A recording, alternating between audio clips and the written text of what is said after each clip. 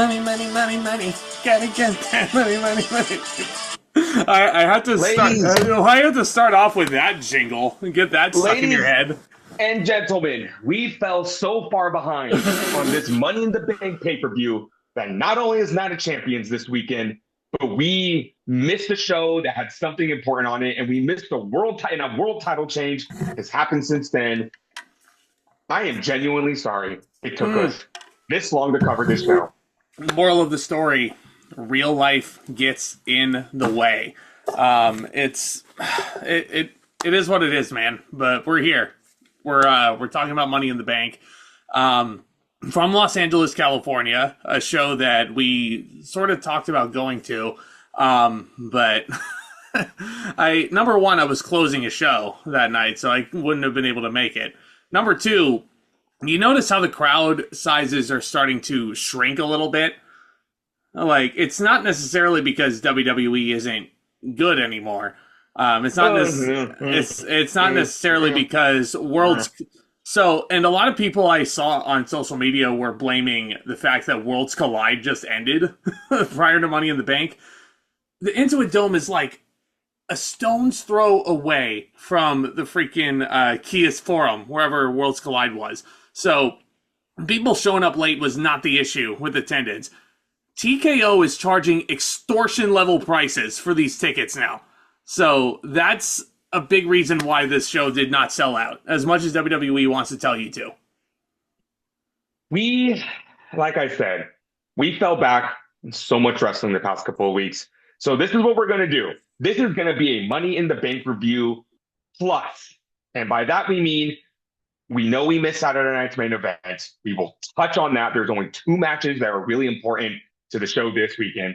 We will touch on Worlds Collide, and I will give my quick feelings about that show because that was a fantastic show. But unfortunately, there's only so many hours in the day. We can only talk about so much wrestling.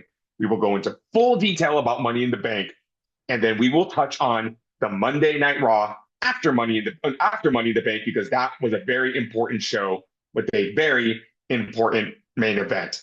With that being said, let's start from the beginning. Saturday night's main event. You know what the biggest issue with these Saturday night main event shows they're too short.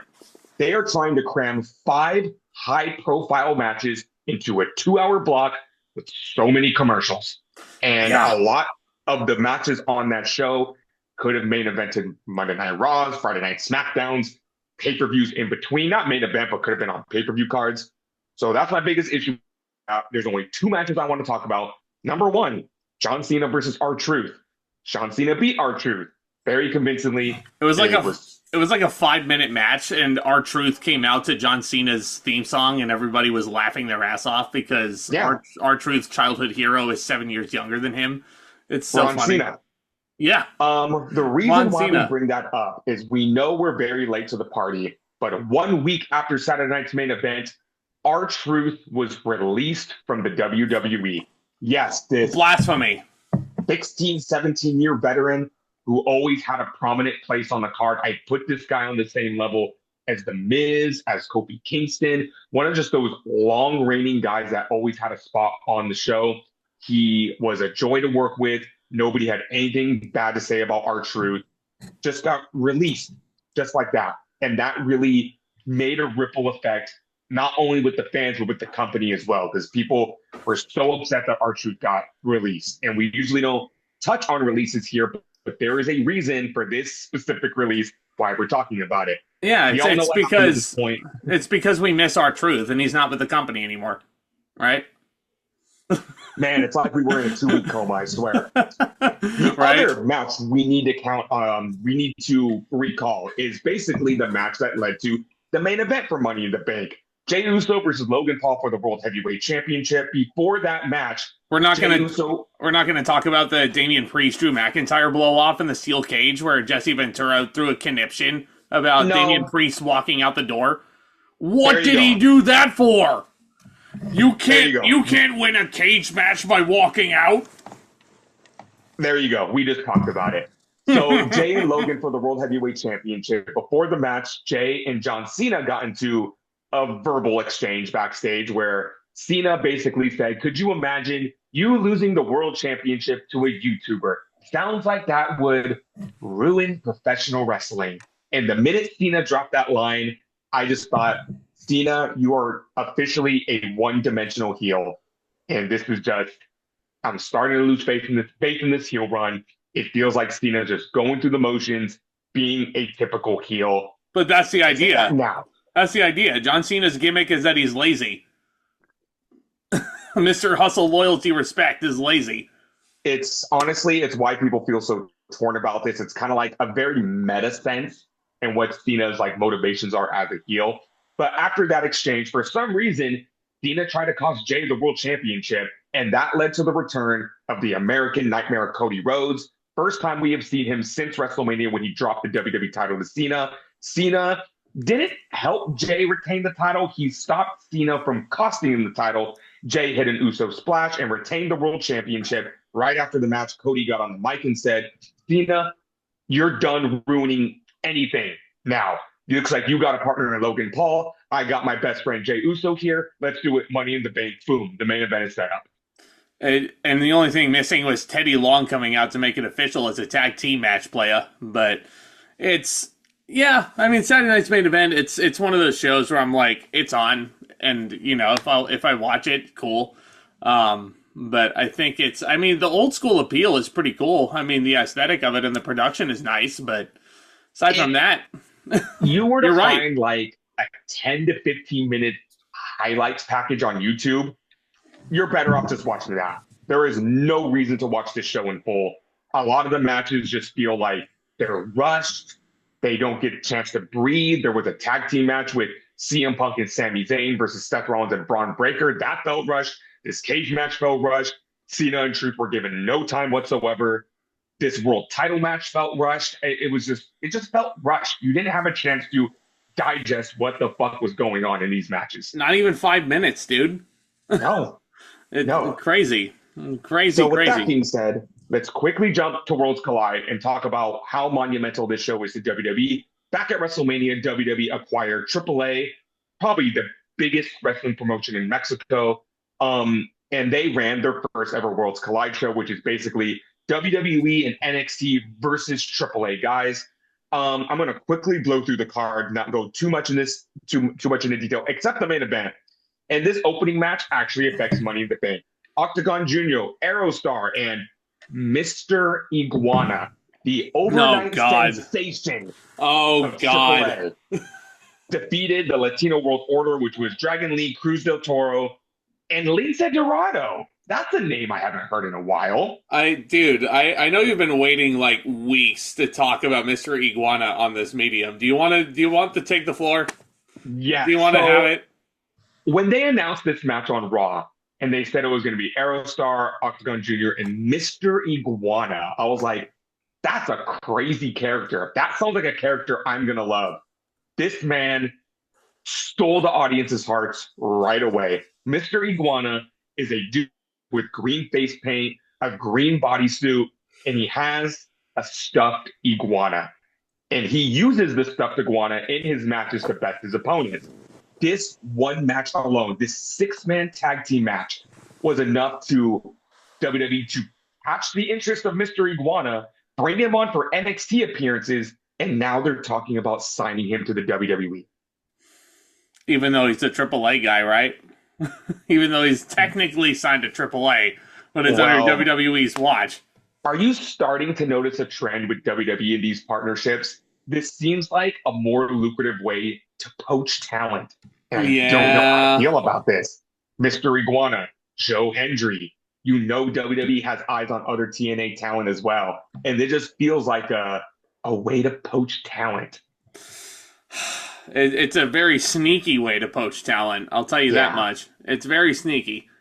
But also with Mr. Iguana, I will say he has charisma and he has a way of capturing the attention of the fans. I became a fan from this guy, from this match alone. And you know damn well, WWE, they want to sign Mr. Iguana. They want to mass produce those stuffed iguanas, and they are going to make bank with those. If Goldust and Santino Marella had a secret love child, you get Mr. Iguana. And you know what? Let me just put it that way. Mr. Iguana is awesome. That's a sentence I never thought I would hear you say. That's, Now we have to ask the question, would you be intimidated by a man named Mr. Iguana? no, I'd be like, when's that guy getting voted off the island on Survivor? Easy. That sounds like a nickname on Survivor. Octagon, Aerostar, and Mr. Iguana defeat the LWO, but one Intercontinental Champion, Dirty Dom Mysterio, and Liv Morgan are sitting in the audience. Him and Octagon get into a little verbal exchange. Dom ends up jumping the barricade. They get into a physical altercation. And Dirty Dom, right then and there, puts his Intercontinental title on the line at Money in the Bank, just a couple hours away. That was a really cool segue, in my opinion, to not only segue from Worlds Collide into Money in the Bank, but to, you know, if you're there, the audience was hyped. They were going to get an Intercontinental title match at Money in the Bank. And, you know, maybe they were hoping people would jump on their phones and buy last-minute tickets to Money in the Bank, which is crazy in the definition of impulsive decision. Again, probably because they did not sell out the building because TKO is a bunch of stingy bastards wanting our money. You know? Yeah. So, do what you can, I guess. Yeah. Stephanie Vaquer and Lola Vice defeated Chick Tormenta and Dallas, which was honestly just a way to get Stephanie Vaquer over on the card. Stephanie Vaquer will be competing at Money in the Bank in the women's Money in the Bank ladder match, which is insane that she worked 2 shows in the span of like 5 hours. Yeah. She's a beast. Yeah. Legado del Fantasma defeated El Hijo de Dr. Wagner Jr., Pagano, and Psycho Clown. How come Psycho Clown didn't get his over as Mysterio? El Hijo de Dr. Wagner. That is a crazy name. I love Lucha Libre.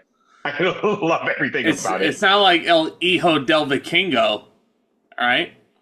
Yeah. It's a little different. Ethan Page retained the NXT North American Championship, defeating Javon Evans, Laredo Kid, and Ray Fenix. This was an absolutely insane match. Like, from start to finish. You like your flippy dippy shit? This is the match for you. That was super fun. You got all representation from NXT, WWE, and AAA in here, so this was a really fun match. But this was the match I wanted to talk about the most.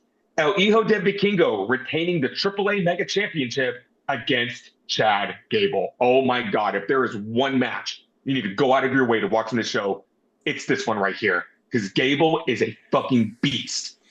Yeah, and he's super professional. Because in character, he does not like Mexicans, and he refuses to work with Mexicans, but here he is. But he also wants to be the biggest luchador in Mexico, which is a crazy statement. This man is becoming more and more like Kurt Angle by the day. Yep. It's crazy. I look at Chad Gable and I think, why aren't they doing more with this guy? But at the same time, here he is main eventing this show, challenging for AAA's world title, basically. It's like they do use him, but they don't. It's a weird amalgamation with Chad Gable. He's a WWE lifer now. I sure hope so, but at the same time, I would like to. If we're going to compare him to Kurt Angle, they need to get a fucking world title on this guy. Yeah, sooner rather than later. He's been with this company for what, like 10 years now? Yeah. Jesus, I feel old now. I feel very old. But in any regard, Money in the Bank, a show that tends to be one of my favorites of the entire year. This one was fine. I thought it was good. You know, it wasn't, blow you away type of show, but I thought it was, it didn't touch Royal Rumble or Elimination Chamber. That's what I thought. Just going into it. What? It was a good show. Yeah. It was a great time watching Money in the Bank. Both of the ladder matches were solid. We had good wrestling in between. The Women's Intercontinental Championship match was great. The tag team main event was very fun. Well, we'll get into that and much, much more because we got 2 ladder matches to go through. A lot of people in these. Yes, and I feel like that was your segue to me. Yes, I need to learn how to read the room better. That's okay. The Women's Money in the Bank ladder match, and look at this star-studded match we got here. Naomi, Alexa Bliss, Giulia, Rhea Ripley, Roxanne Perez, and the aforementioned Stephanie Vaquer. Can you name me another star-studded Money in the Bank ladder match for the women other than this one? This was a great lineup that they picked here. It was a good mix of the older style, which sounds weird because the older style is basically SmackDown Live in 2006. Or 2016, rather, with Naomi and Alexa basically. Bliss in there. Mm-hmm. It's weird to say that Rhea Ripley's a member of the old guard now, but when you have Giulia, Stephanie Vaquer, and Roxanne Perez all making their rounds and making their way up the ladder, yeah. Did it really feel like, remember that one Royal Rumble where Randy Orton, John Cena, and Rey Mysterio squared off against Finn Balor, Shinsuke Nakamura, and I think Seth Rollins? Roman Reigns. Yeah, Roman Reigns, thank you. Yeah, I kind of felt like that. Like, Rhea Ripley's more the present, but you made a good point with, like, Bliss and Naomi being veterans there. And then we have the two new hot commodities on the market right now, Giulia and Stephanie Vaquer. I said this to Zach during the show, and I will say it here. Stephanie Vaquer and Giulia are going to be the CM Punk and Bryan Danielson of this generation. Oh, just in general. Not just in women's wrestling, just in general. Yeah. God damn. Not even, generation. Not even lumping Roxanne Perez into that? We'll get to Roxanne Perez. I'm really loving what she's doing, but when you come to big, huge indie stars coming from the outside, taking the world by storm, Giulia and Vaquer are already synonymous with each other with their excellent matches in NXT. And it just feels like they purposely put one on Raw and one on SmackDown, and they're expecting these two ladies to take over their respective divisions. Giulia's not quite there yet. I fucking love Giulia. She's amazing, but she's not quite as over as Stephanie Vaquer. Because let me tell you, Stephanie Vaquer is an overnight sensation. These fucking audiences need to calm the fuck down. Like, seriously. I mean, I don't blame them. Booker T. I don't blame them one bit. But ever since Stephanie Vaquer started using the Devil's Kiss, and Booker T started getting that over on commentary with his weird reactions. I'm not even going to call them noises that he makes, just reactions to the move. The crowd. Somebody need to call Queen Charmel to come get her man. Yeah. Queen Charmel needs to pour like a huge boiling cup of hot water on her man just to like ice cold water. Ice cold water. Calm him down. Calm this crowd down. Calm all of these crowds down. Oh, yeah. I get it. I totally get it. Stephanie Vaquer is probably going to be like the next mommy for a lot of people. Everybody was waiting to see her and Rhea Ripley mix it up. And I don't know if it was for the wrestling reasons. It was... These crowds are bananas. Allow me to kind of put some cold water on this situation myself. Stephanie Vaquer and Rhea Ripley, that has WrestleMania written all over it. Yes. Because you know damn well by WrestleMania time next year, Stephanie Vaquer is going to be in prime position to be in a championship match. Hell, I know this is early, but she could win the Royal Rumble. Yeah. Throwing it out there. She's not my official pick because it's way too soon to be thinking about that, but I think she's going to be a lot of people's picks. Well, it's hard for me to pick a women's Royal Rumble winner right now, but I have my men's pick locked in if they decide to stay in Saudi Arabia for that show. I really hope they don't, but if it's... Well, I mean, with current world events, we're talking about covering Night of Champions this weekend. We'll see if that show even happens. Yeah, but again, this channel is about not thinking about the outside world. It's about getting people's minds off of stuff and talking about professional wrestling. I didn't mean to digress. No, you're good. Speaking of the Devil's Kiss, this was done on a ladder to everyone's delight. And I would admit, to my delight as well. To Rhea Ripley, of all people. Yes. And the crowd has started to chant Booker T's weird noises every time. What's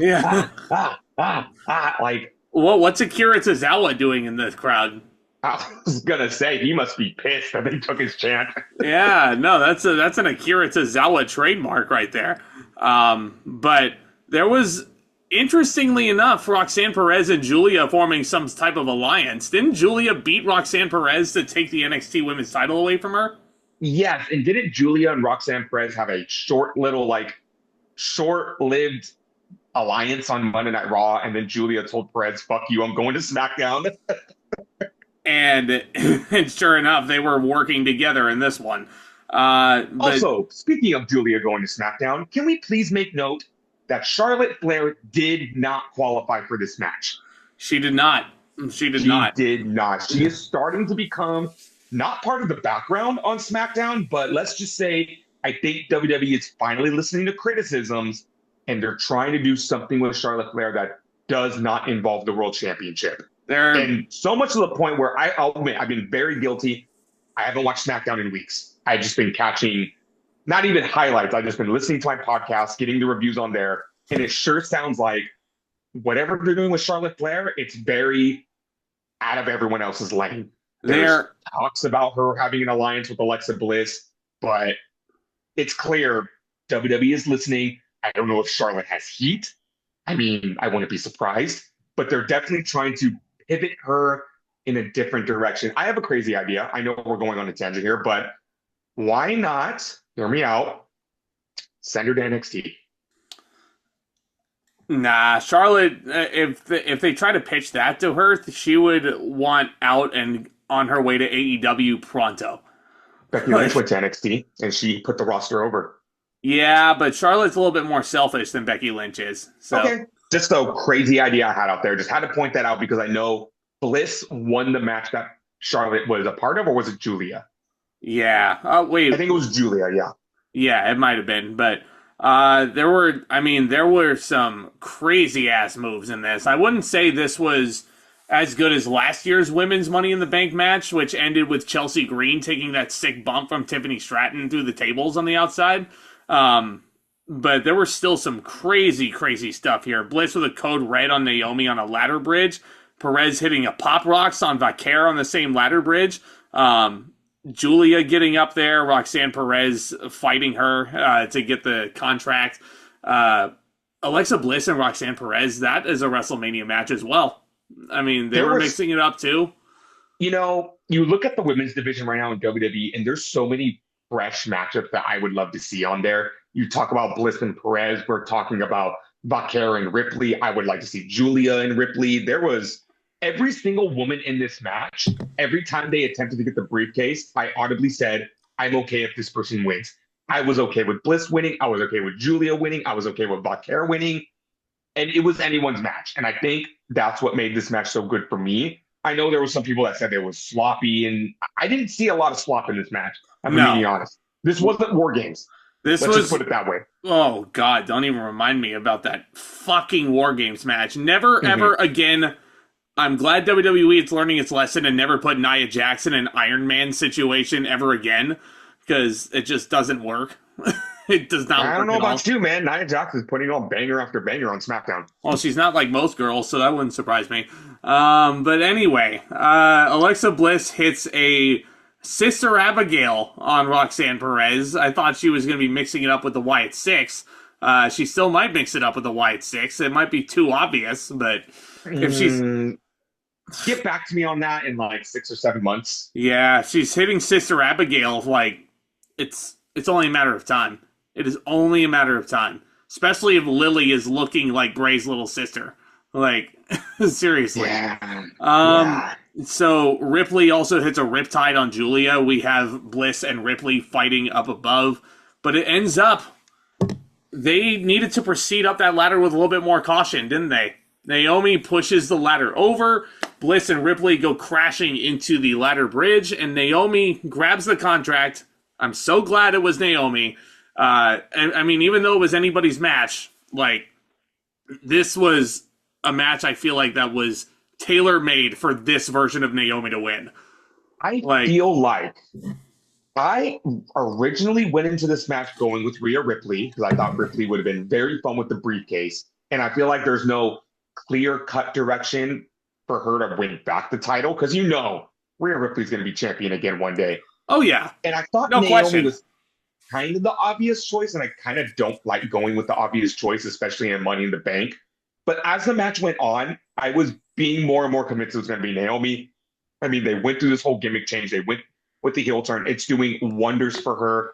Naomi is one of those wrestlers that I did not like 10 years ago, but she slowly but surely started growing on me. And now I think she's one of the GOATs. So I think this is perfect opportunity for her. I know she's been SmackDown Women's Champion in the past, but when she cashes in and wins the WWE Women's Championship, I think it's just going to majorly upgrade her stock. And they're also not going to bedazzle that belt with a bunch of like glow sticks either. It's going to be straight up the belt, as it always should be, and not a character prop for Naomi, who looked like she was coming out to a rave like all those years ago, as cool as that was. But now I feel like this character has reached the holy trinity of the career of Naomi, for sure. Do you see what I did there? Absolutely. Okay. But also at the same time, I'd be okay if Naomi decked the title out in some caution tape. Oh, that'd be cool, wouldn't it? Yeah, that would be cool. I didn't even think about that possibility. Good little, wow, a little flair with Naomi's character on there. And it's not just something, oh, we're doing this so we can sell belts. Like, no, that works with her. Well, they did that also. They claimed that they did that when Bryan Danielson came out with the sustainable hemp title. That's right. Let me guess. That was a cool title. Yeah, it was a very cool title. A lot like the Snoop Dogg title, right? But I'm going to give this match 4 stars. I really enjoyed it. Same. I thought it was one of the better women's Money in the Bank matches we've ever gotten. And I will say, I was watching this match, and the friends I was watching with, I turned to them and said, why do I have a feeling this is already better than the men's match? Boy, was I pleasantly surprised when we got to the men's match. More on that later. The men's match was fun in a different way. Yes. And not that you would, this was, if you're thinking pure Money in the Bank insanity, the women's match is probably more your style on this show, because the men's Money in the Bank match is filled with so much overbooked drama. And it was it was insane. And we'll get to it. In a good way. I feel like, I don't know, some wrestling fans need to loosen the fuck up.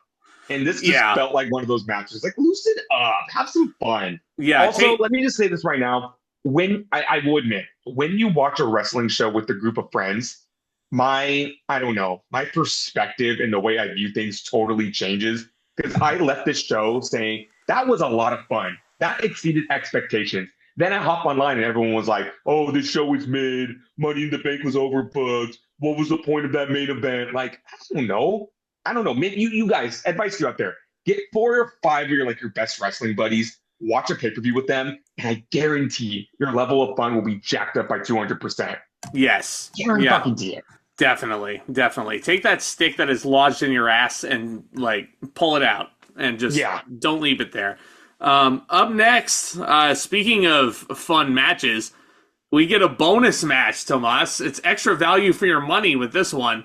It was announced that, in a good way, at Worlds Collide, it was announced that Dirty Dominik Mysterio would be defending his title for the 2nd straight pay-per-view in a row against The Shape.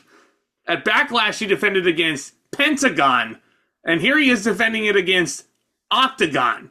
Here's a fun fact. He's only defended the Intercontinental title against Shapes. Well, what's next? He defends it against Triangle?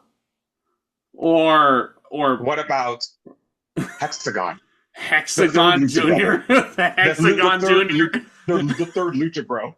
No, apparently, if we want to call the phenomenal AJ Styles a Shape, because apparently he is Dominik's next challenger, but I don't know if you've heard about this, Tomas. The match between Dominik and AJ at Night of Champions is not happening. Yes, because apparently Dom is injured. I don't know if that is kayfabe to correlate with... I think it's fake. Because because Liv Morgan is injured for real. I don't think Dominik wants to go to Saudi Arabia. Who can fucking blame him?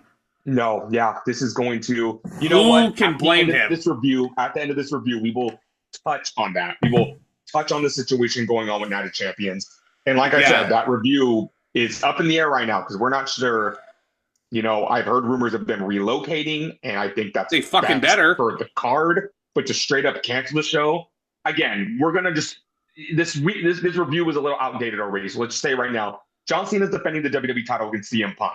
To straight up cancel that match, why would you do that when you can just relocate it? Yeah, you could relocate it. If WWE didn't have a problem relocating next year's WrestleMania from New Orleans to Las Vegas again, so they could once again charge fans more than extortion value for tickets for Mania 42. They should have no problem relocating from Saudi Arabia this Saturday.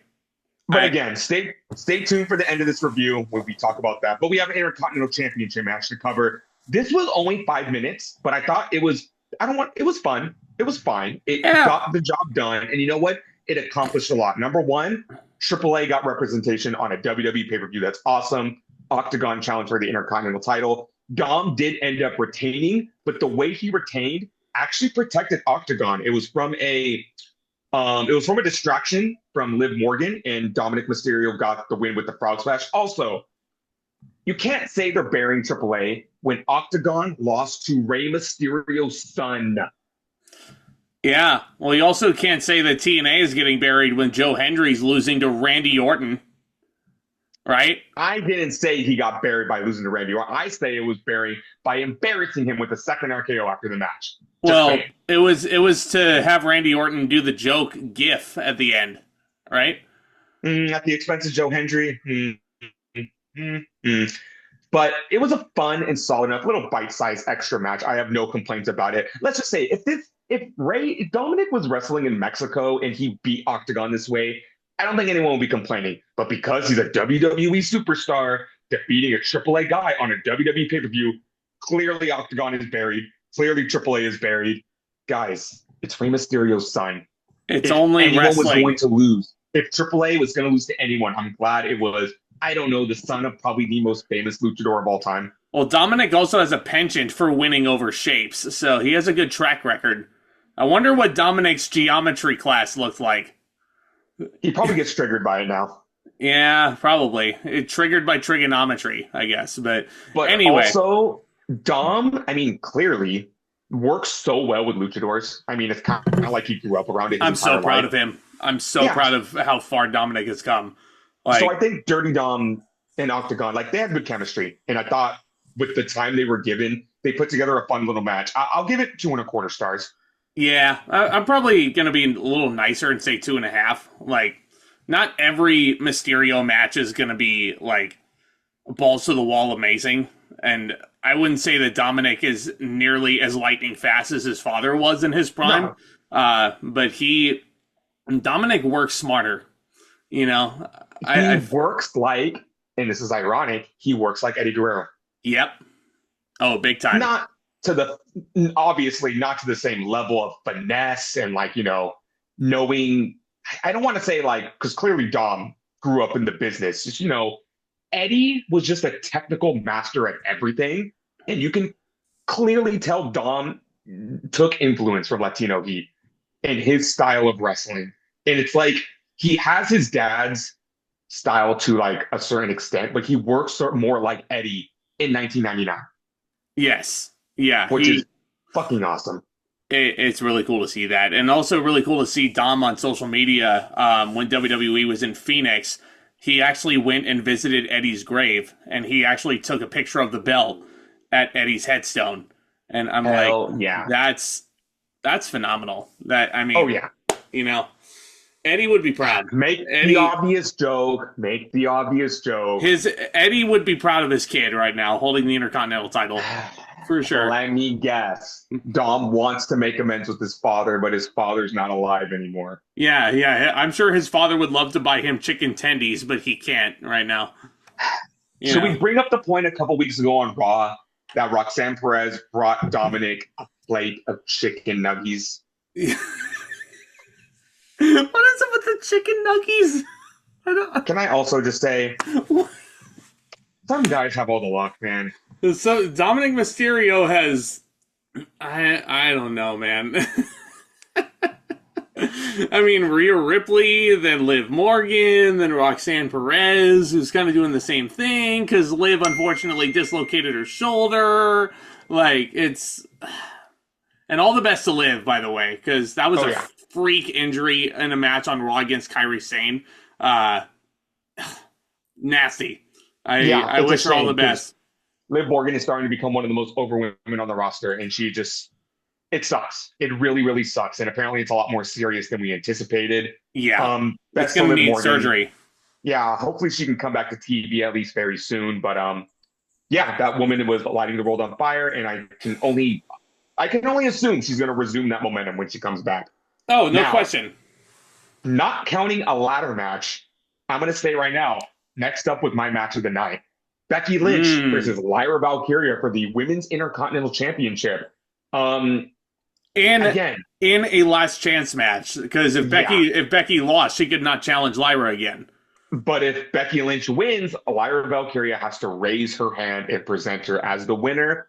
Again, do you mean Lyra has to raise her own hand as if she's in class? No, raise the hand of the winner. Oh, she has to raise Becky's Lynch. hand. Yeah. Just messing with you. We said it in the Backlash review, and it just continued here. Lyra Valkyria, Becky Lynch has brought the best out of Lyra Valkyria. And I don't want to say that as in Becky Lynch has to carry a Lyra Valkyria. Lyra Valkyria is a fantastic wrestler. She had a little bit of a slow start when she got to the main roster, but this feud right here has shown Lyra Valkyria has really come out of her shell. She is cutting awesome promos. She had an excellent match with Becky Lynch at Backlash, and this match right here was even better. Like these two just bring the best out of each other. I wouldn't go that far. I thought the Backlash match was way better, but this one was certainly very good. This match was excellent. Lyra's aggression this whole entire feud. I mean, I know everybody knows Lyra as the silly bird lady, but holy crap, she can slice and dice you in the ring. Damn right she can. She has really started to become one of the better, I don't want to say the best, but one of the better technical wrestlers on the roster. And we don't have a lot of really good lady technicians. I think the only other ones I can think of are like Becky Lynch in question and Natalya. I would lump Bayley into that conversation. Okay. Yeah, for sure. And fine, I guess I can lump Mercedes Moné into that as well. She's a good wrestler. She's a good wrestler with a shitty personality. Now, here's the thing about this feud that just keeps bugging me. I don't want to hear people say, the Intercontinental was only over because Becky Lynch is in the picture. I mean, the star power helps, and I don't want there just to be this preconceived notion that, only because the big names are there, they're getting the little names over. Valkyria is a fantastic wrestler, and she needed a opponent to bring it out in her. And I don't want people thinking, when she feuds with someone else, it's just going to suck. Like, this is the best work of her career. And I think she needed Becky Lynch to elevate her to that next level, and she's going to be a big-time player now.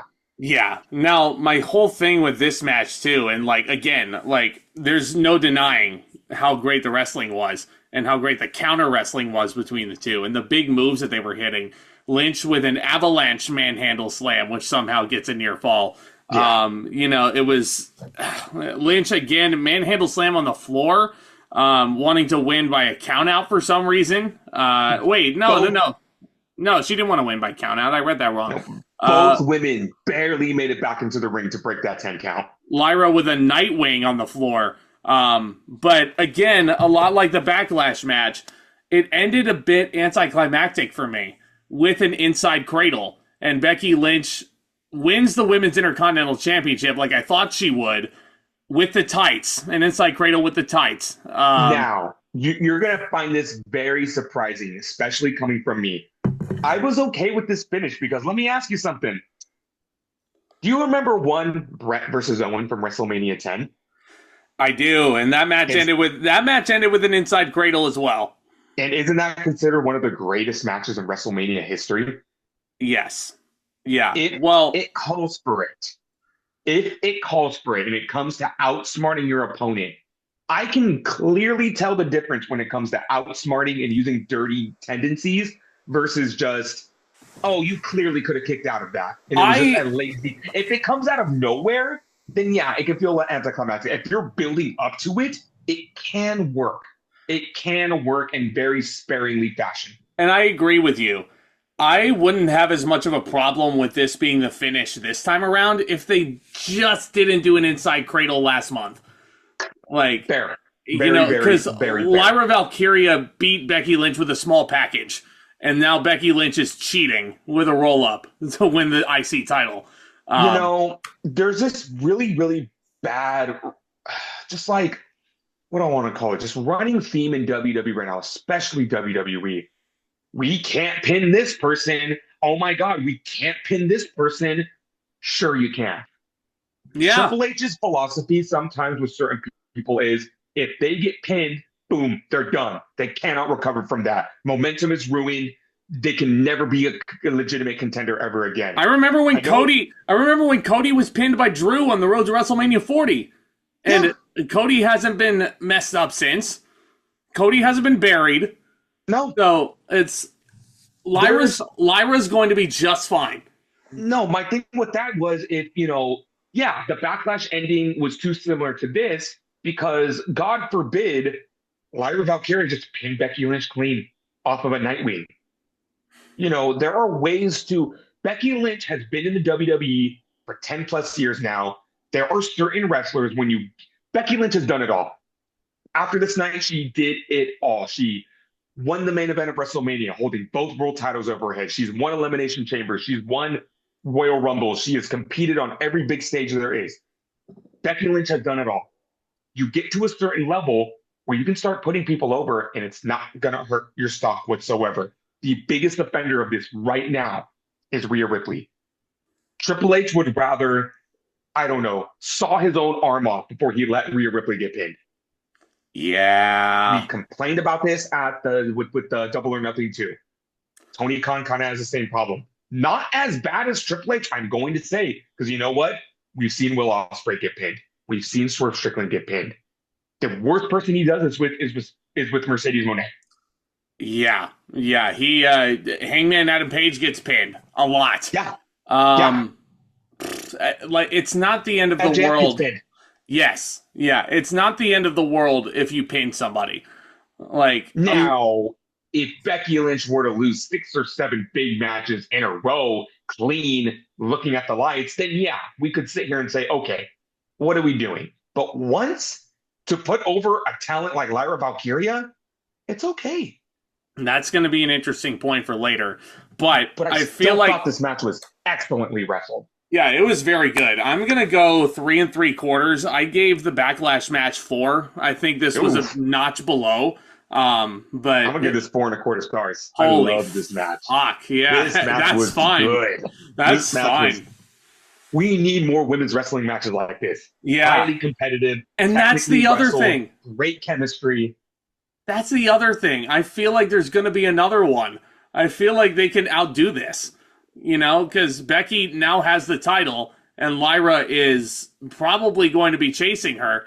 But we also have to talk about Bayley reinserting herself into the fray.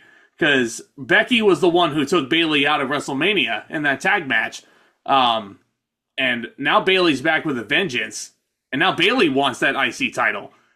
I think it's safe to say that the women's Intercontinental title has far surpassed the women's United States title in terms of its prestige.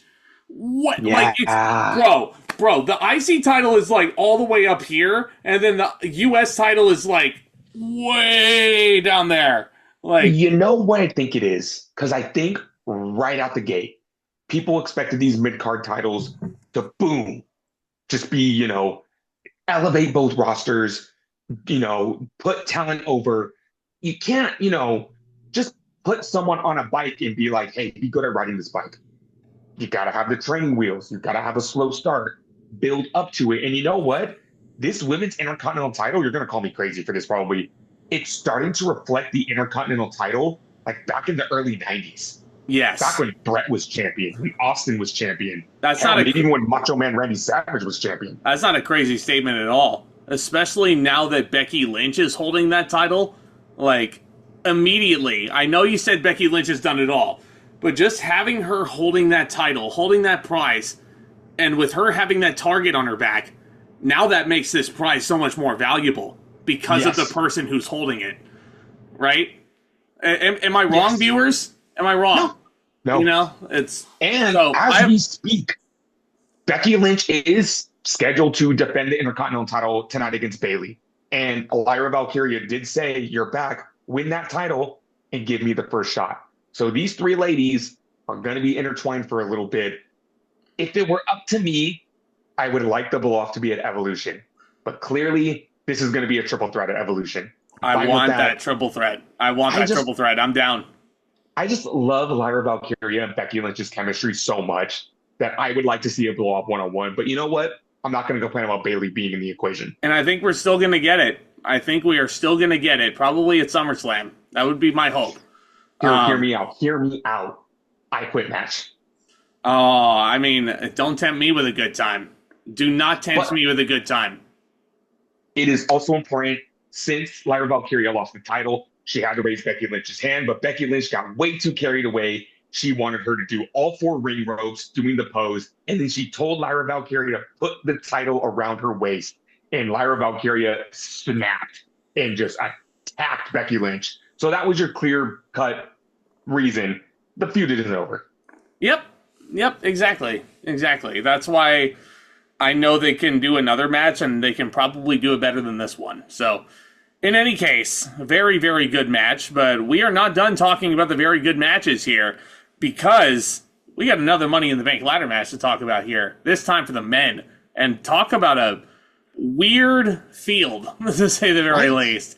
It's a very weird field. You have Solo Sikoa, you have LA Knight, you have Penta, you have Seth freaking Rollins, you have Andrade, and you have El Grande Americano. El Grande Americano. A man who won a triple threat match over CM Punk and AJ Styles to qualify. That is fucking ridiculous. I don't care what you say. No. No. All I was going to say was, the minute they announced that match, I knew Americano was going to win. How? Because for some weird reason, when it comes to Money in the Bank matches, WWE looks at the high-profile guys and says, nah. How many times does AJ Styles have to get pinned, though? That's what I'm wondering. Didn't we just talk about wrestlers getting to a certain stage where they can lose? No. I mean, unless AJ Styles is retiring, he does not need to be losing this much. I don't care. It's okay. I'm not defending it. I'm just saying I knew it was going to happen.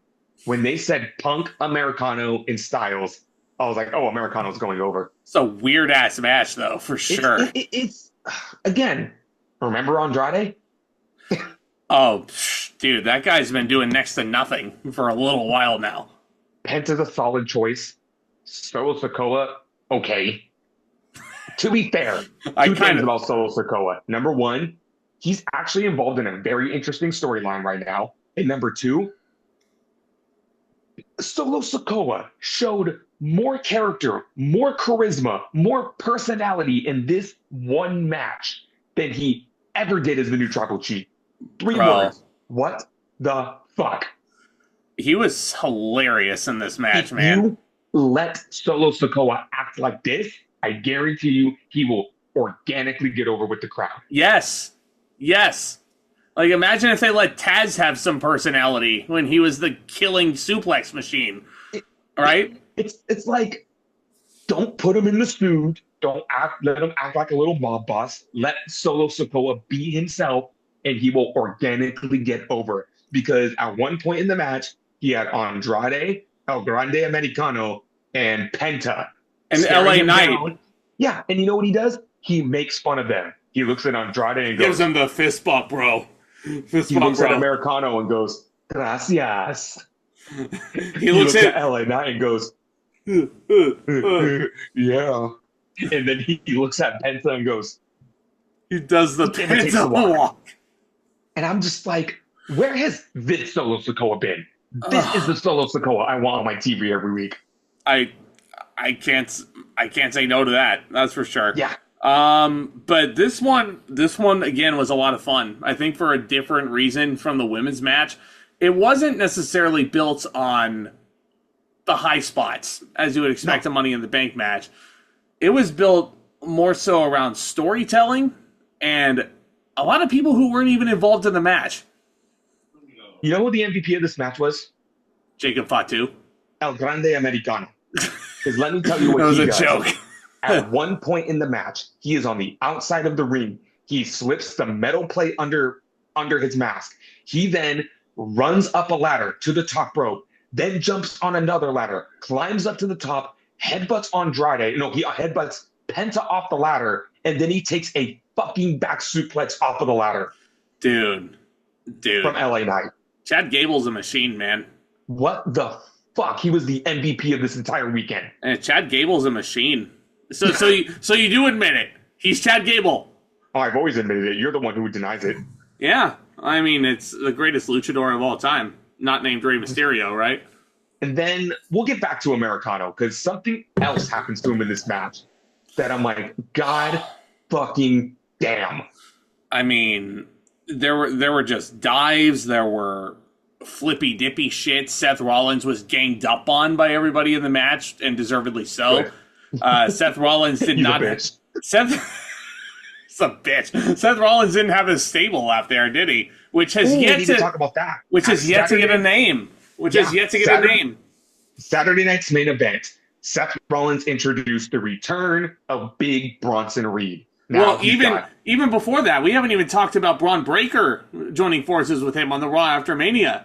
Did we not talk about that at Backlash? Not really, because Seth wasn't on that show. No, he wasn't. No. So yeah, Seth Rollins has some backup now. Braun Breaker and Big Bronson Reed. And you know what? If I had those two men backing me up, I'd be the cockiest motherfucker in the world, like Seth Rollins is. I have Penguin. I have Bane next to me. Yeah. What does that make Bronson Reed, Clayface? Probably. Yeah. You can tell that CM Punk, Seth Rollins, and John Cena are all massive comic book fans.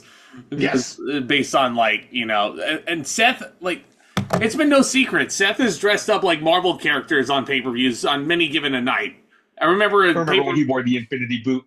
Yeah, I remember when he dressed up as Thanos one pay-per-view. But anyhow, that was at SummerSlam against Dolph Ziggler. You cannot deny that. Nick Nemeth. Hi, Nick Nemeth. How you doing?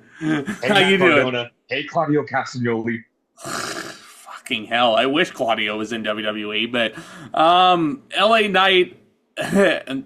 Dude, you want to talk about a guy who has not lost any steam whatsoever? No. Yeah. This guy's... He still got one of the biggest pops of the show. He did. Can we do something with him, though? Please? And that's the other thing. I know everybody was like, how many times does LA Knight have to lose a Money in the Bank match? I don't know. And I know there were rumors circulating that Triple H is not a fan of LA Knight. Yeah, apparently he's got heat. If he wasn't a fan of LA Knight, then he would have never gotten that push that he got 2 years ago. Never. But it's like he got halted for no fault of his own. I think he hit a ceiling. Challenging for world championships now. Yeah. And again, this is not me disliking him, but if you can put a title on Jey Uso, you damn well can put a world title on LA Knight. Yeah. You're not wrong at all. So Seth Rollins stops the momentum of Solo Sikoa, who is hitting super kicks on everybody, hits him with a curb stomp, starts climbing the ladder, and then Chad Gable locks an ankle lock on him on the top rope. Fucking awesome. Or on the top of the ladder. And then Andrade with a sunset flip bomb on Chad Gable onto a ladder bridge. Fucking ouch. Never do that again. That was way too dangerous. Can we also say Chad Gable wrestled El Hijo de Vikingo at World Squad. Yep. Then at El Grande Americano was in this ladder match. You know what he did 2 nights later? Wrestled AJ Styles on Raw. Yeah. He's a fucking machine. He is. He's more like Kurt Angle by the day. He really is. And then Penta... The pro wrestling world, WWE does not deserve Chad Gable. And then Penta gives Andrade a Mexican destroyer on the ladder bridge, too. Just for a good measure. Shit. And then after all of that is done, Seth Rollins realizes he can't fucking win this match. So what does he do? He brings out the big boys. Here comes Bronson Reed. Here comes Braun Breaker. They start demolishing everybody but Jacob Fatu I mean, Jacob Fatu. Wow, I gave that away. Solo Sikoa has backup of his own. Jacob Fatu, the United States champion. And Jeff Cobb, let's get out of the way right now, has been rechristened JC Mateo. I wish Big E was here to call this. This was the definition of big, meaty men slapping meat. I'm going to say this right now. Give me JC Mateo versus fucking Braun Breaker right fucking now. Give me that match. I've been wanting Jacob Fatu versus Braun Breaker for like 6 months now, ever since that very small exchange they had in the Rumble. Give me JC Mateo and Bronson Reed right now. Inject that match into my veins. Yeah, we need a big thick boy match, that's for sure. A thick boy match. So this is like the most ambitious crossover of all time right now. You got Fatu and Mateo. You got Reed and Breaker. They start going at it. Mateo gets put through the fucking barricade by Reed. Holy shit, dude. Yeah, no, this was a big old car crash, you know. Oh, no. Breaker puts Mateo through the barricade. And then Jacob Fatu, this fucking maniac, Samoan dropped to Bronson Reed. Like it was nothing. And Jacob Fatu has been one of the most over baby faces on the show since WrestleMania, and he hasn't been officially christened as a baby face until this point in the match. Solo hugs Jacob Fatu, and the whole joke since Jacob Fatu made his debut a year ago on WWE programming was the thing, I love you, Solo! And then... You are my tribal chief. Yes. And then Solo climbs the ladder. Jacob Fatu grabs Solo's foot. I hate you, Solo.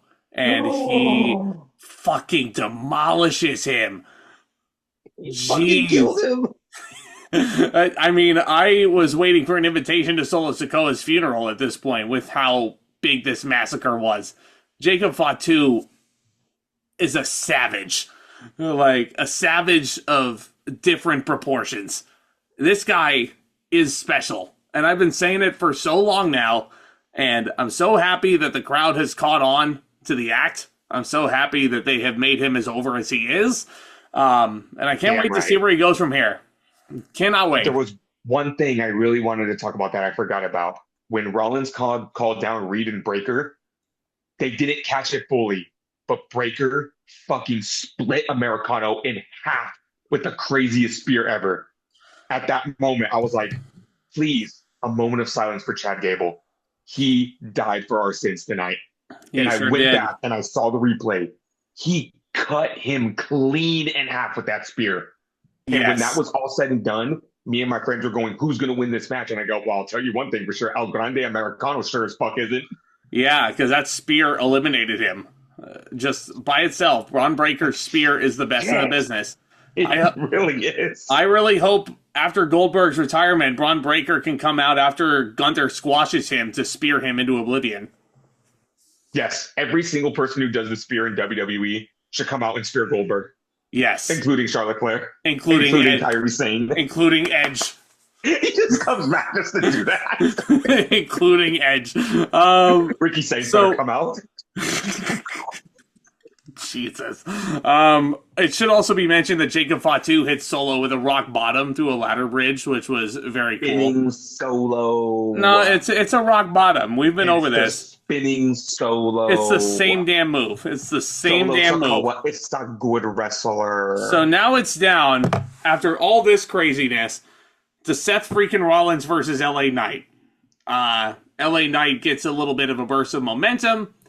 Seth Rollins hits one curb stomp on LA Knight, and then Seth very calmly climbs up this ladder and for the second time in his career grabs the Money in the Bank contract. This was a bit of an anticlimactic finish. They couldn't have had like some sort of like crazy ass bump for LA Knight to take on his way down. Isn't it also very, very, very strange, and I can say this now because it's been a couple of weeks, no Sami Zayn, no CM Punk, when Rollins and crew are the reason why Punk and Zayn did not qualify for this match? Right. It seems a little odd. It's like, okay. So Saturday night's main event, Bronson Reed squashed CM Punk like a bug. I want to see that match, by the way. Reed and Punk, I think that would be a lot of fun. And then Rollins and crew cost Zayn his qualifying match because that's how Rollins qualified. against him and Finn Balor. And then Rollins and crew cost CM Punk his match with Styles and Americano. So you mean to tell me CM Punk just sat there and went, well, can't beat these guys. Hey, John Cena, what are you doing? Yep. So Punk doesn't care? Yeah. Yeah, that's right. That's right. CM Punk does not care because he doesn't want to work with fucking children, right? So I'm just very torn about this decision. On one hand, I'm not going to lie, the nostalgia hit kind of hard seeing Seth Rollins hold that briefcase. But on the other hand, does Rollins really need a briefcase to get a world title shot?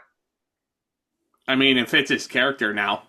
But also, he's a multiple-time world champion.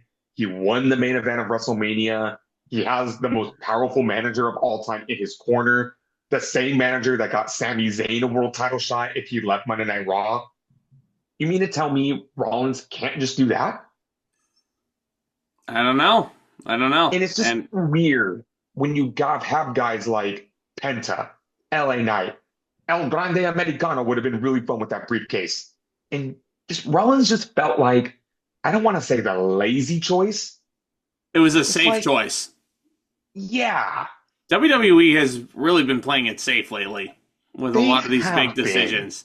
They have been. Aside from like Triple H. Aside from Jey Uso winning the Royal Rumble, they've been playing it very safe this year. I will say that. But I'm not going to say that it's a bad choice to have Seth win the contracts, because the other thing is Seth is one of two guys who have won 2 Money in the Bank ladder matches in their career. The other one is CM Punk. Someone who I feel like is going to be destined to do this forever with Seth at this point. Do you think this is one of those light bulb moments midstream? Do you think CM Punk makes Rollins fail his cash-in? Just an idea. Or do you think a fun option, Punk beats John Cena at Night of Champions for the title, and Seth cashes in on Punk? Ooh, that's bold. That's bold right there. I don't know, man. Not out of the realm, though. Not out of the realm. I know it kind of fucks over Sami Zayn again, and I really don't want to do that because he's a teddy bear. He's a teddy bear. Sami Zayn already got fucked over. He didn't advance in King of the Ring. Yeah. Well, that's because he's winning the Royal Rumble, right? And he should. There's going to be a Royal Rumble. He should. But this fun match. I'll give him 4 stars. This was fun. I'm going to go 4 too, yeah. I mean, it's not a top Money in the Bank ladder match by any stretch at all. But damn, was it fun. It was, if you didn't have fun watching this match, then maybe pro wrestling isn't for you. Yeah. Just maybe it isn't.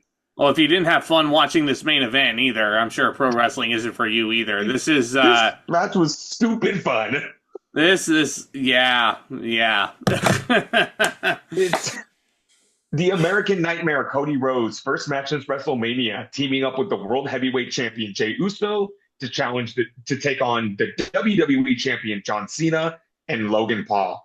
If you would have told me 2 years ago this match would be main eventing a pay-per-view, I would say, what the fuck? Yeah. I'd be like, wait, Cody Rhodes and Jey Uso are still the tag team champions? Here we go. Let me guess. Cody and Jay should win and then have a couple libations in his party bus. Yeah. Well, they did win. I don't know if they were drunk at the presser. They should have been. That would have been funny.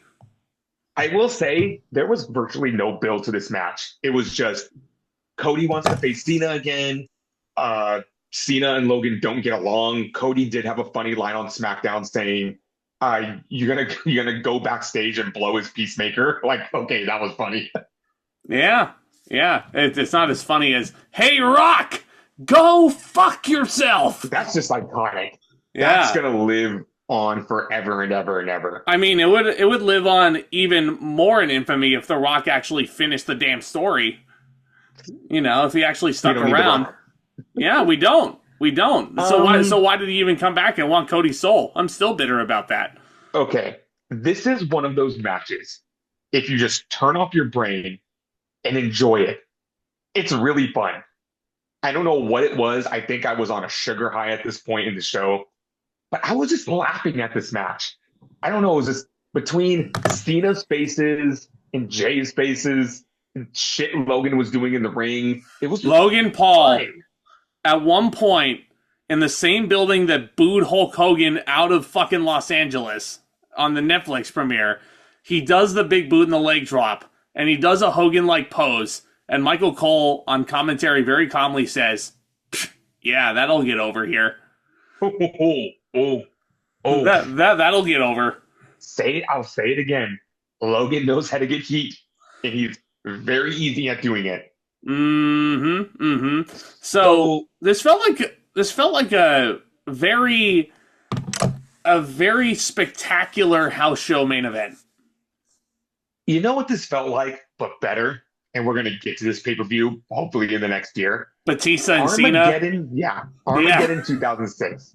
Cena and Batista versus King, Booker, and Finlay. I promise we will get back to the retrospectives. I promise. Yeah, we're going to get back to it. But real life gets in the way sometimes, gang. But yeah, Jey Uso was the one taking the heat here for a good chunk of it. A big part of the story of this match was, Logan Paul also went for a buckshot lariat and he slipped. Unlike anything I've seen since CM Punk tried to do it. Cena and they were getting heat on Jey, attitude adjustment on Jey. I mean, it gets to a point where both Cena and Logan want the glory, and they are infighting with one another, and that's what causes Jey to go make the hot tag to one Cody. Okay, while they're doing this, Cena just randomly decides to start arguing with Logan, and he looks at Logan and goes, "I'm trying to teach you. Here's how a tag team match works. I hold out my hand, you slap it. That means I go in the match." Did he actually say that? No, it's just the running joke of Cena oversimplifying match concepts. If you tag me, I go in the ring, you stand on apron. If I tag you... If I beat him, and I beat him, I go there. If you slap my hand, I go in the ring. If I slap your hand, you go in the ring. Simple as that. Oh my God. It's the ground. If both of my feet touch the floor, I'd be eliminated. And I'm not going to WrestleMania. Royal Rumble, Elimination Chamber, and now a tag team match. What's next? Oversimplifying an I Quit match? Yes. You take this microphone, and then you have to say the words, I quit. Well, I mean, we saw CM Punk taking a nap on the table on Friday. That was weird. Yeah. All while Cena cuts a 10-minute pipe bomb on him, right? It's the best thing Cena's done since turning heel. It was awesome. Jey gets the hot tag to Cena. Wow, man, I miss Cena being a babyface. Jey makes the hot tag to Cody. Cody's a house of fire. Okay, there was one spot in the match. I thought this was cool. It was a superplex spot with the drone. Because Logan summons the drone. Yeah, he does that now. He summons the drone off the top as rope. if it's Mjolnir.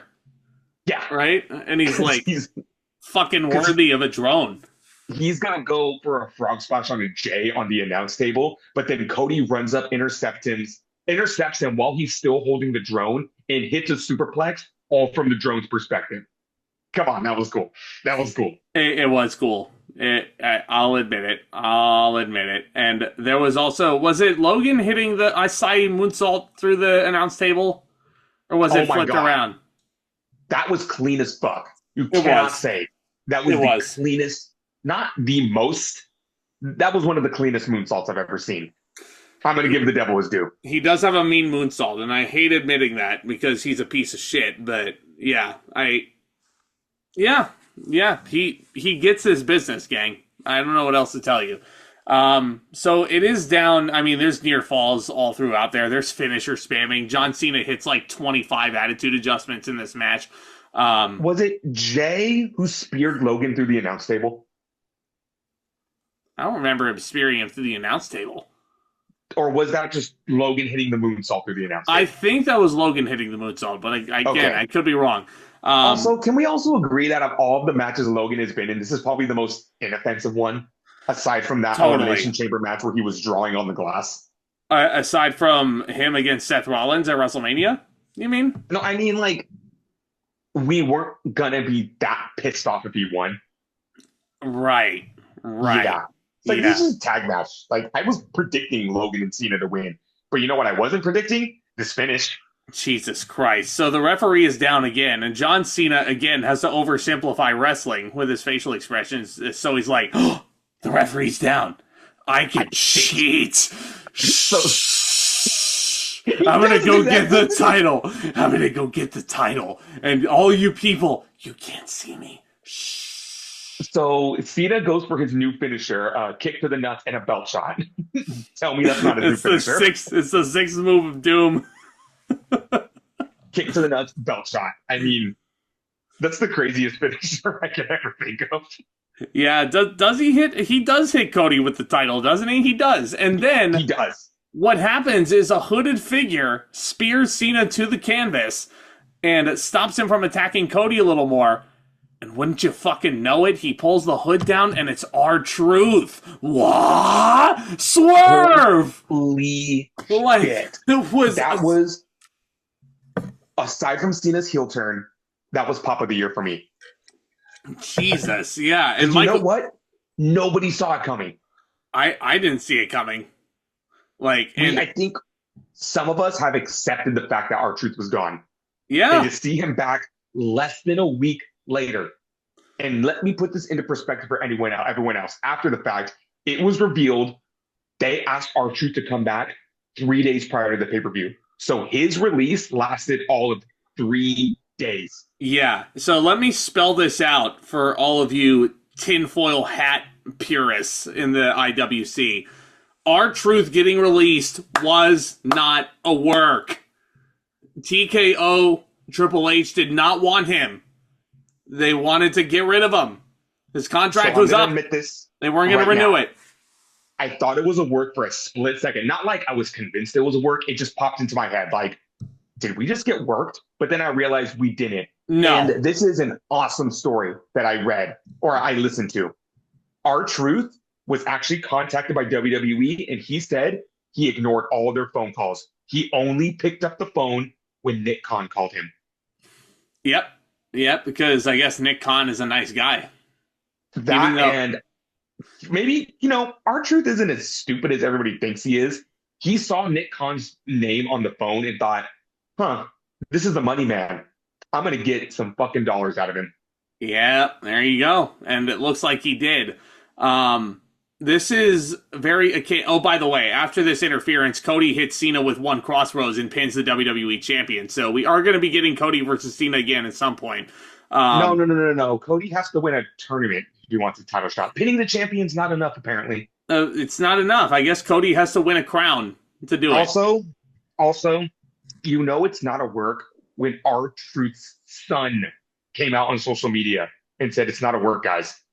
So let me repeat, not a work. Get that out of your head. And you know what? It not being a work makes it all the more satisfying. Yes. Yeah, I agree with you there.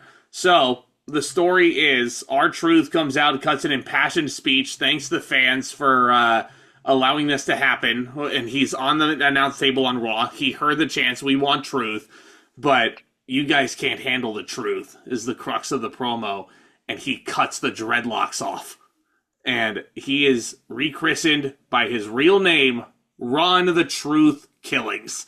And those of you who have not been following Truth through his entire career, since the Attitude Era when he was K-Quick, like, his run in early days of TNA as Ron the Truth Killings, that guy was a menace.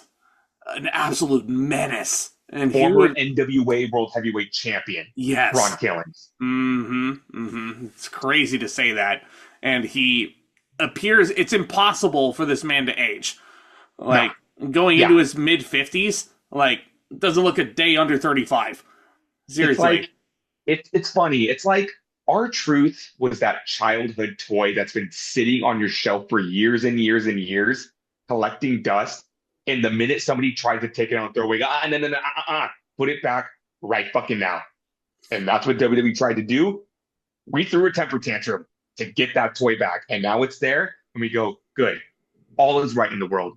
What are they going to do with Ron Killings next? I don't know. I hope it's good, but it just feels right. Like he needs to be a for lifer unless he chooses to leave the WWE to pursue anything else. And at this point, I think he has a lucrative enough deal where he's allowed to do his outside projects. He is a music artist. He releases music. He does pro wrestling doesn't get in the way of his other uh his other ways in life. So he needs to be a for lifer. He needs to be an agent. He needs to be a trainer in NXT when it's all said and done. You know, I just figured it out. You know who Ron Killings is? He is our generation's Norman Smiley. Oh boy, yeah, he is, isn't and he? We know Norman Smiley is a treasure trove of wrestling knowledge. And Norman Smiley was hilarious too. Yes. You know. I mean, I feel like R-Truth has Norman Smiley beat, all due respect, when it comes to comedy, like, tropes. And when Tomas and I were hanging out, like, a few weeks back, we were just, when we heard the news of R-Truth's release, we were just watching a whole bunch of R-Truth's funniest moments. And, again, I can't help but bring this moment back up, but him entering the wrong Royal Rumble will always bring a smile to my eye, or a smile to my face. And him yelling at Adam Pearce. So you mean to tell me those are all women in there? No, that wasn't me. That was Nick. Mysterio? I'm just still very concerned because Ron Killing still can't find Tom Mysterio on Facebook. He can't.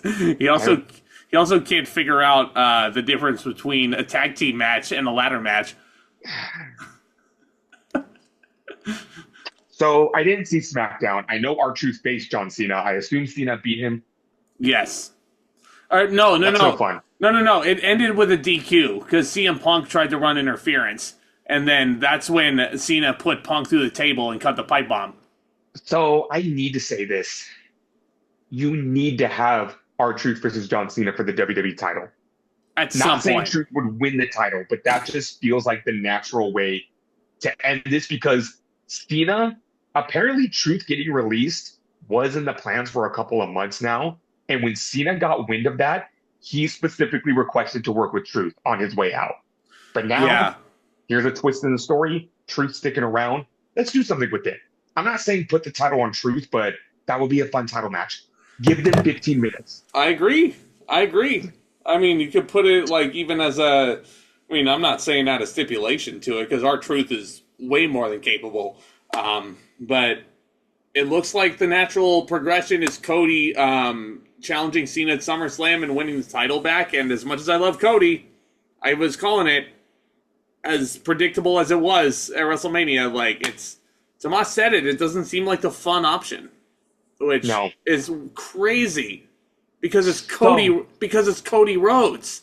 Yeah. Like, you know, but I mean, I'm not saying the end result is the end result is going to be Cody winning back the title, but you can have so much more fun with it. My idea that I pitched was that Cody doesn't win King of the Ring. He doesn't win any opportunities to face Cena until the very last month, until December, where Cena tells Cody, the pressure is on you now. You want to call yourself quarterback?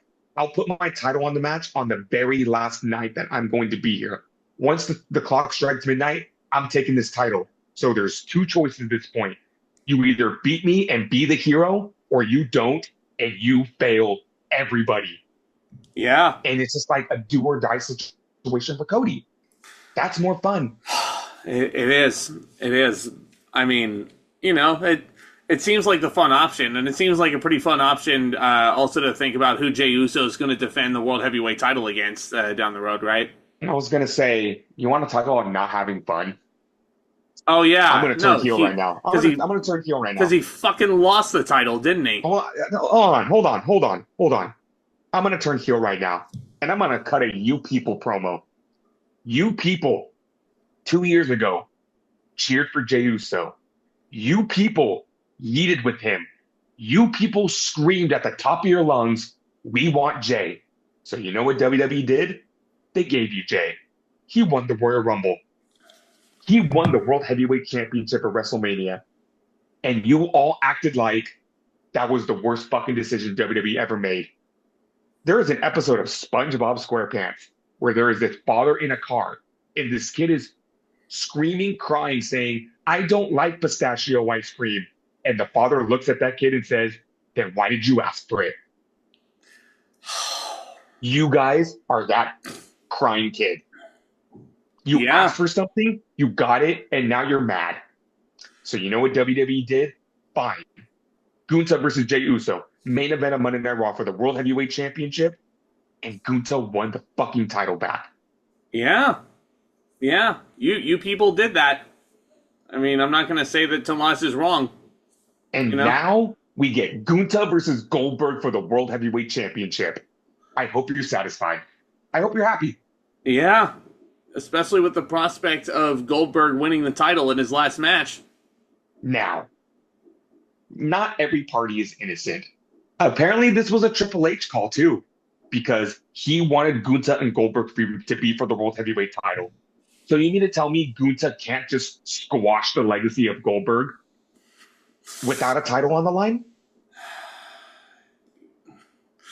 It's baffling. I mean, I'm not as worried as here's my thing.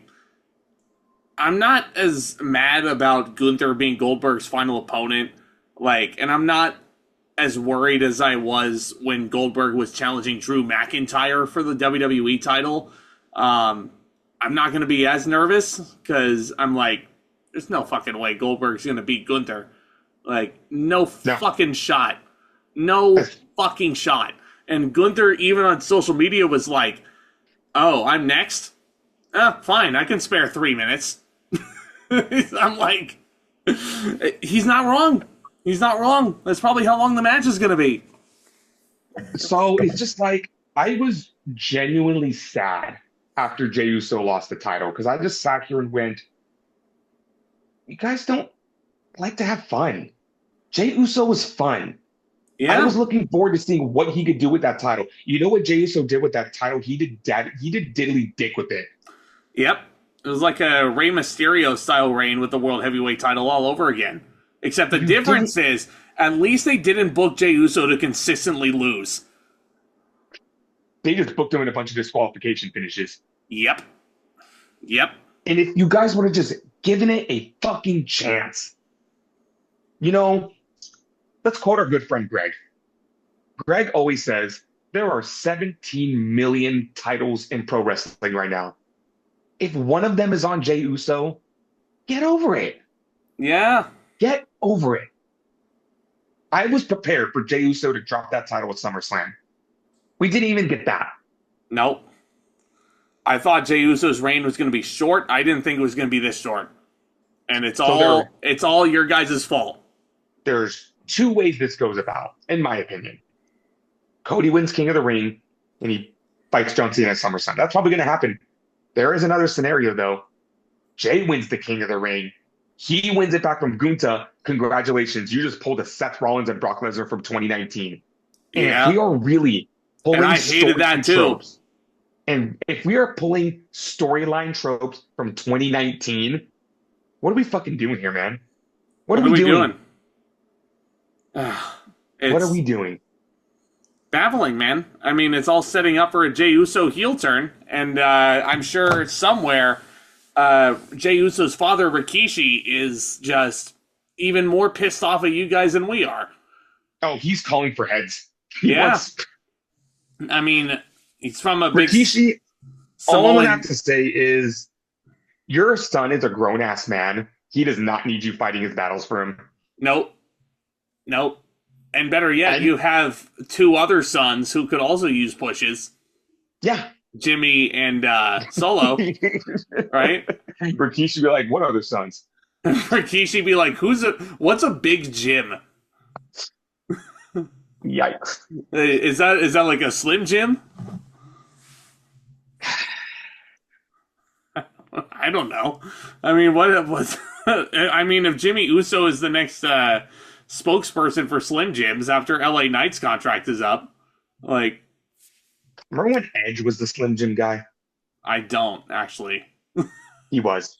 I don't. He was. That tells you how forgettable 2010's WWE is, right? So you do know it's from 2010. Yeah, I remember the 7-Eleven thing, but yeah. I Um, remember going to 7-Eleven and getting a Rey Mysterio big gulp. Simpler times. I Good miss those Lord. days.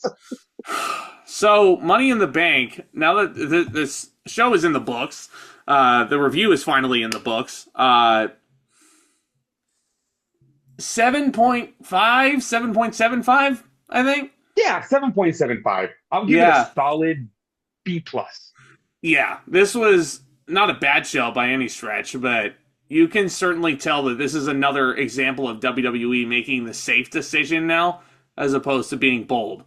And Yeah. they haven't been bold for at least since, ironically, Jey Uso won the Royal Rumble. Also, when Elimination Chamber is the biggest moment that you have on the calendar so far, that's strange. That's very strange. It's been a really, really weird year for WWE, man. When It's been Elimination really Chamber weird. eclipses WrestleMania, that's weird. Yeah, they should have had the Cena heel turn at WrestleMania, man. The more I think about it, you know? Yeah. But Without The Rock. So, let's elephant in the room time.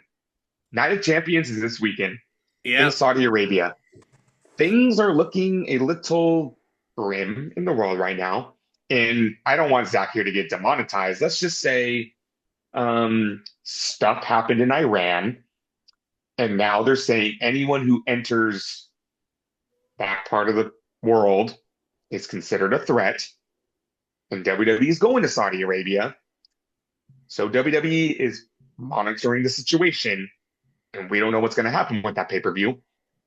For the sake of the wrestlers, this is, regardless how I feel about this deal whatsoever, do what's best for the wrestlers. If it is unsafe for the wrestlers to travel over there, don't put them in that situation. Leave money out of it. Leave the blood money out of it. And if you have to move it, can I pitch Chicago? I was literally thinking the same thing. Like, it is so goddamn easy. Yeah. Because that show is going to be main evented, presumably by the final match between John Cena and CM Punk for the title. Kind of writes itself. Just put it in Chicago. Like, again, if you can relocate WrestleMania 42 because you assholes at TKO are so greedy for that Vegas money and the extra bump that Mania in Vegas will give you, like, there is no reason you can't move a B-level show from Saudi Arabia to somewhere else for the wrestler's safety. Because if you think about it, Night of Champions is kind of inconsequential with everything else. You have King of the Ring and everything, but it's like, it's not the end of the world if you move it somewhere else. The Saudis have been getting shows since what, 2018? Yeah, it's... That's a fun blooper. I'm fucking leaving it in. I don't care. This pay-per-view needs to be moved. I don't care what it takes. The wrestlers have to be safe. Yeah. Safety first. Yeah. I don't know how else I can spell it out for you. I feel like I'm talking to a child and directing this to TKO. Right. Please move the pay-per-view. Yeah. Like, that's all you got to do. But yeah, I mean, we'll see what happens with that. The plan is to review Night of Champions this Saturday. We'll see what happens with that. So we have Night of Champions coming up. We have the bonkers weekend that is All In, Saturday night's main event featuring Goldberg versus Gunther, and Evolution 2. Yeah. God have mercy on our souls. Yes. God have mercy on our souls, and please watch over these wrestlers as they navigate the Night of Champions. Hit that subscribe button if you're new. Tap that thumbs up as well. Tomas and I have not forgotten about the retros. We're going to get back to them. And we wouldn't be surprised if we were unforgiven for this. Because that's the next one we got. That is the next one we got. We were supposed to do it like months ago. But it's just we're doing it. That's the great thing about these retro shows. They're not going anywhere. No. They're on Peacock. Yeah. Ready for us to watch. Exactly. But thank you guys so much for watching. Hit that subscribe button. Commence that back talk. Talk to you guys soon.